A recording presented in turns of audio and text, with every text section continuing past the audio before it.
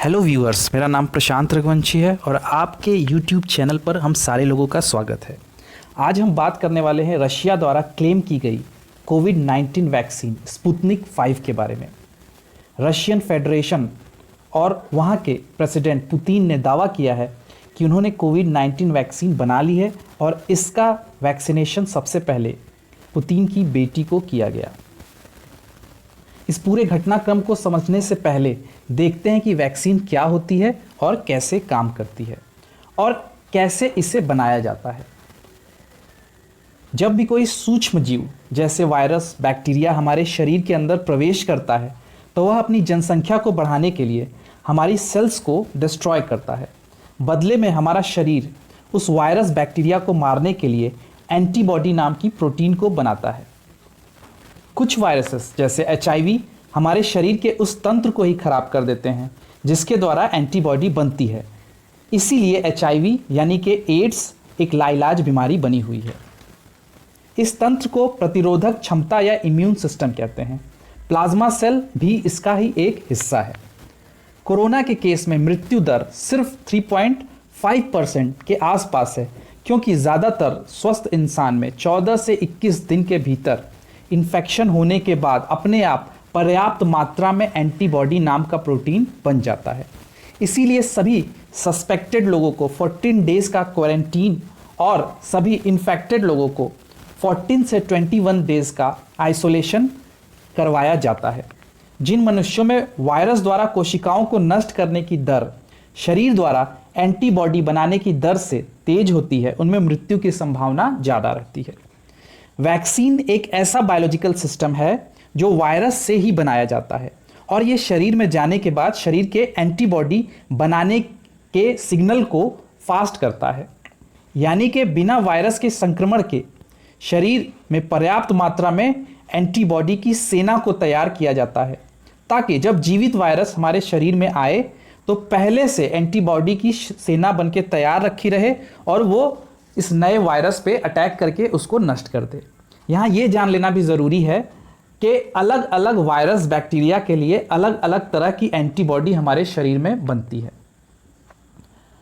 Antibody groups of protein है, जैसा कि आपको दिख रहा है। वैक्सीन का काम केवल शरीर को एंटीबॉडी बनाने के लिए प्रेरित करना है।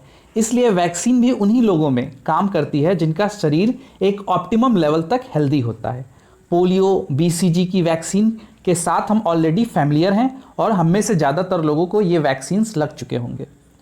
ऐसा देखा गया है कि वैक्सीनेशन के इनिशियल फेज़ में कुछ समय के लिए या 1 या 2 दिन के लिए कई बार फीवर हो जाता है। वैक्सीन यानी टीके के बनने और मार्केट में आने की प्रक्रिया कुल 5 चरणों में होती है, जिसमें से पहले चरण को प्री क्लिनिकल ट्रायल कहते हैं, जो कि जानवरों में किया गया परीक्षण है। दूसरे से चौथे चरण को मानव में किया जाता है।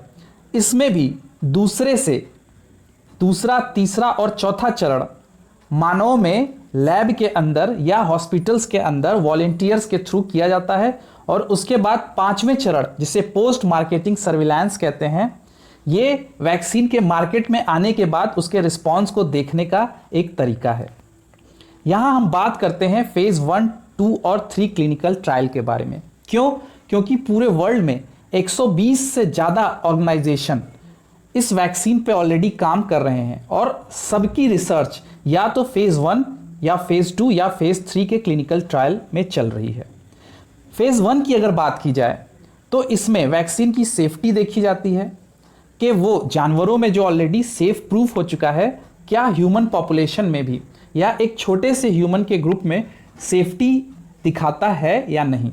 अभी इस वैक्सीन का वायरस या बैक्टीरिया या जिसके लिए ये बनाया जा रहा है उस पर इसका परीक्षण नहीं देखा जाता है। फेज़ 2 में वैक्सीन की सेफ्टी के साथ साथ उसका डोज निर्धारित किया जाता है, कितने ऑप्टिमम डोज तक ये बॉडी में सेफ है।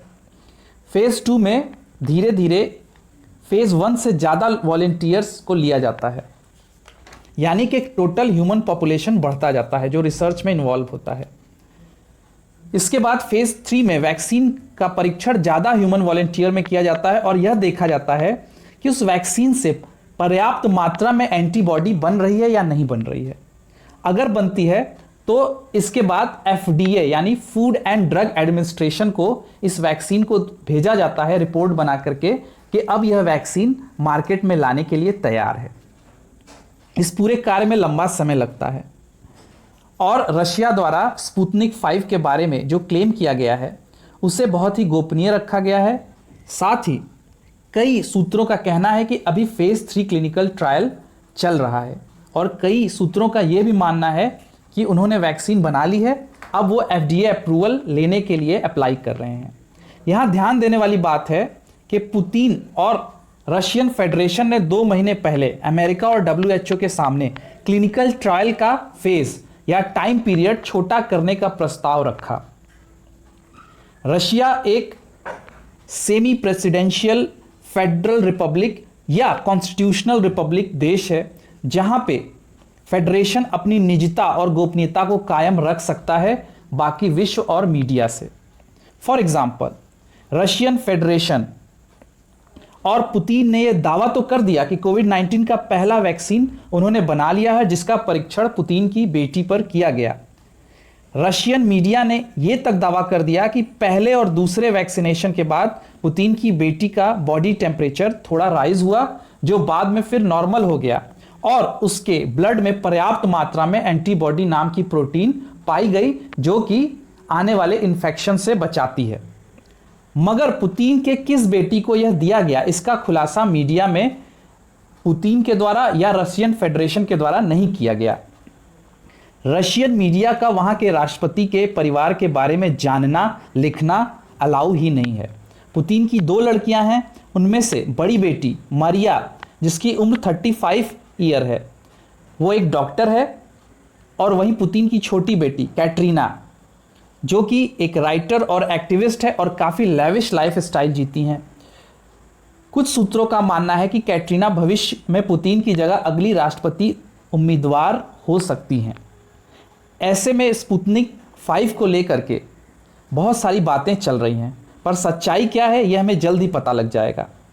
पर अभी भी अमेरिका और WHO ने रशिया के इस दावे को ना मानते हुए वैक्सीन के क्लिनिकल ट्रायल के रिगार्डिंग सारे सबूत मांगे हैं, क्योंकि अगर ये वैक्सीन मार्केट में आती है तो बहुत सारे लोगों को दी जाएगी, तो बिना एश्योर हुए कि इसका रिजल्ट क्या होगा इसे मार्केट में लॉन्च नहीं किया जा सकता।